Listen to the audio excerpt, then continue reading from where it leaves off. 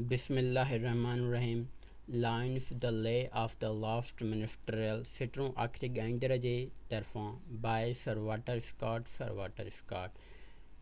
Breathes there the man with soul so dead. साह खणे थो जेकॾहिं को माण्हू एतिरे मुर्दा रूह सां who never to himself had said जॾहिं कॾहिं बि पंहिंजो पाण खे नाहे चयो This is my own, my native land. हीअ मुंहिंजी पंहिंजी अबाणी धरती आहे.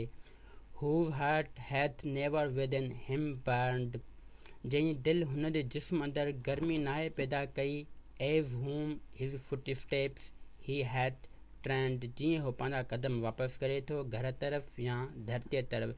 From wandering on a foreign strand. कंहिं ॾूरांहें मुल्क या वतन घुमण खां पोइ.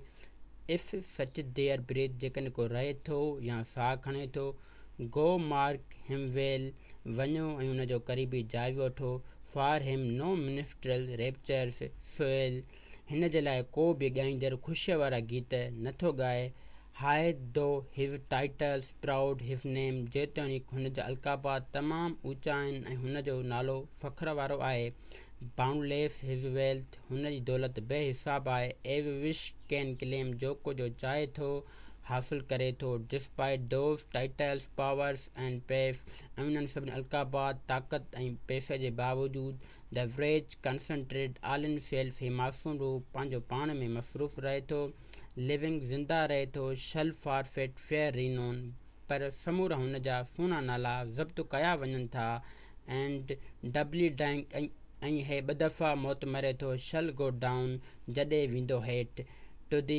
wild dust उन जी मिटीअ मां from whence he sprang जितां ही उभरियो हुयो unwept unhonored and unsung उन ते को रोअण वारो न हूंदो उन खे को एजाज़ बख़्शण वारो न हूंदो ऐं उन जे लाइ को गीत ॻाइण वारो न हूंदो ट्रांसलेटेड बाय इमरान-उल-हसन